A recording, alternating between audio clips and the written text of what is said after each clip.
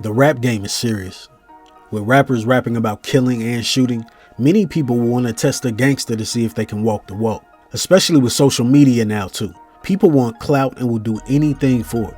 If that means running up on someone famous and recording it, then that's what they're gonna do. Let's take a look at some rappers who have been ran up on and recorded. 6ix9ine. 6ix9ine has been rapping a lot of violence on his songs and then went to prove that he's not really about that life. But after all the snitching, he still carried on with the online talk and dissing nearly every artist in the game, especially those who have proven they're actually about that life. This turned him into a walking target. Like the time he got ran up on in the airport by a bunch of goons. This only ended up being a fist fight and Tekashi didn't suffer any injuries. Another time he got caught, I wouldn't really count this as being ran up on, as a bunch of New York goons who had ties to the Wu. If you don't know, the Wu is a large group in Brooklyn that's made up of smaller gangs. They just took the phones out and recorded him while shouting slurs at him and calling him a rat. Take a look at the video.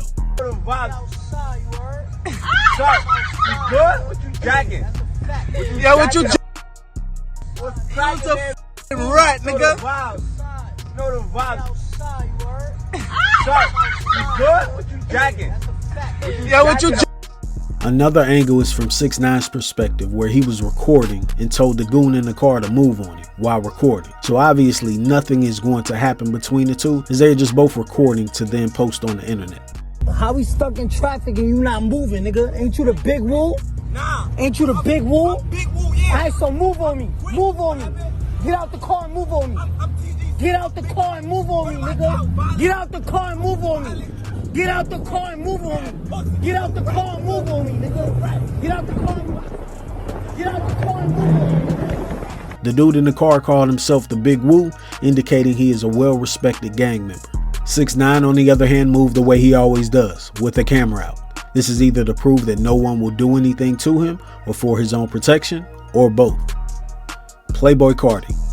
With the image Playboi Carti now has, you wouldn't expect him to be a gangster, and he isn't.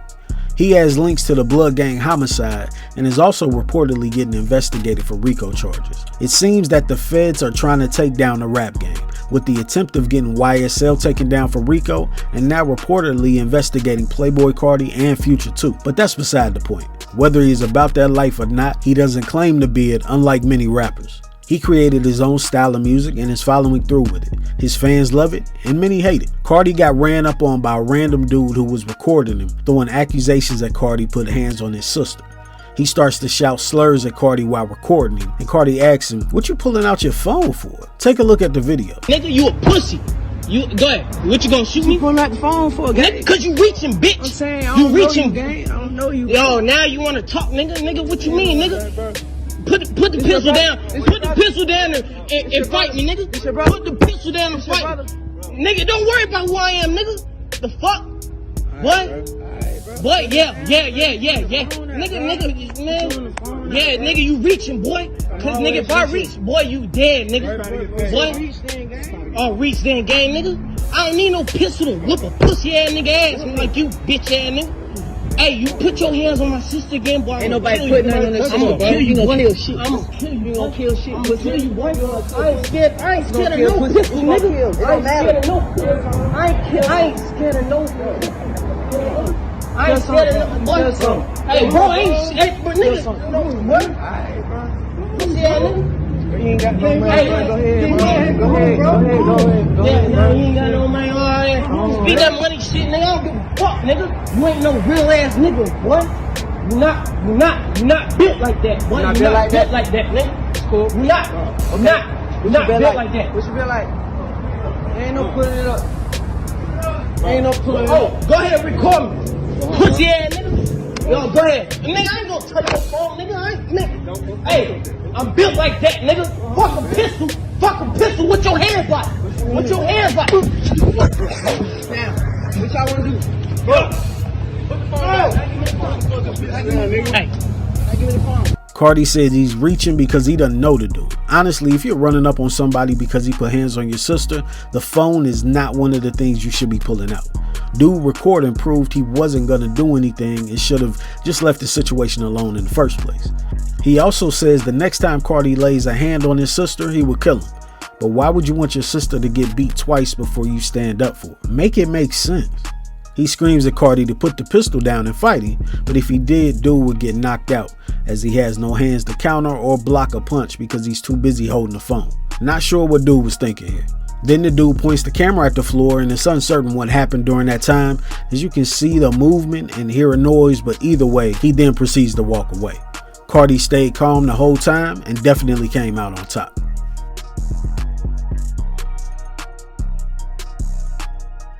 Foolio. Foolio has quickly gained a lot of attention in the rap scene for two reasons. His beef with Youngin Ace's set ATK, and also dropping some really disrespectful songs with crazy lyrics dissing his alive and dead ops. Both Foolio and Youngin Ace have lost members close to them because of the beef between the two sets in Florida. Foolio got ran up on by another rapper which he grew up with. He goes by the name of Chico City. You can see Foolio at the mall and another rapper approaching him with his phone out. In the video, you can hear him yell, "I'm gonna terrorize you." Here's the video.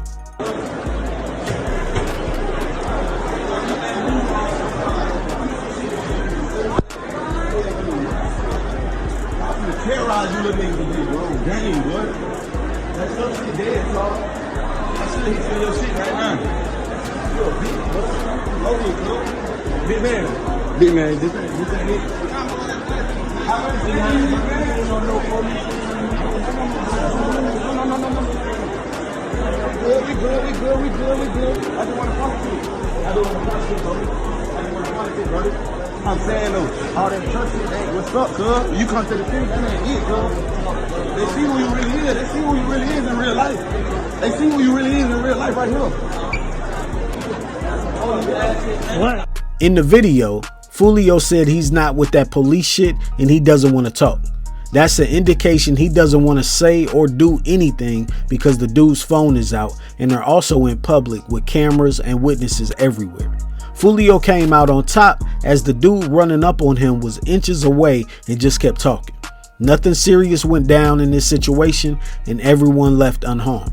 The other rapper made himself like a fake gangster as nobody was in the way or stopping him doing anything.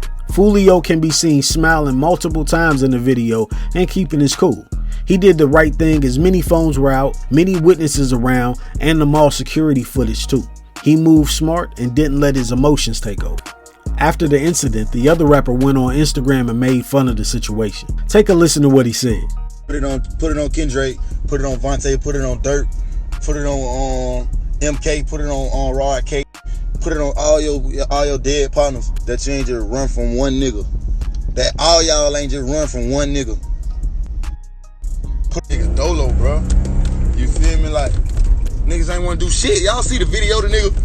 I don't got no problem, bro. Nigga, bro, I ain't gone, bro. Gone, you tripping, right? Yeah, I'm tripping. But when you was doing all that hollering on Instagram, I wasn't tripping, bro. He also posted a picture of them as kids saying, "You was my son, dude," basically bringing everything to the internet and no real life action. Foolio responded with his paragraph. Take a read.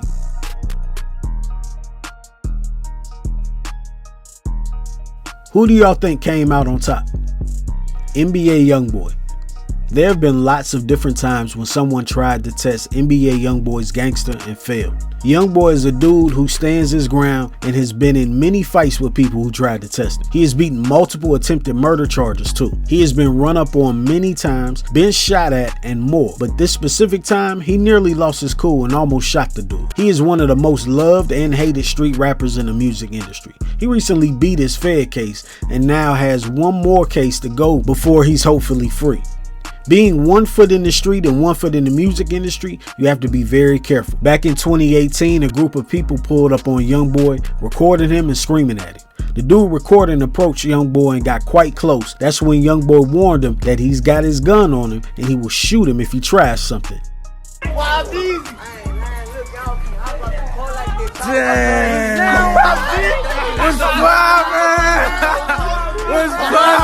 This was also before he really blew up and was still getting into lots of trouble. Youngboy's had beef in Baton Rouge since he was 12 years old. So when approached at a gas station by some people screaming at him, he had to stay on point. Luckily, he realized it was just fans. JayDaYoungan.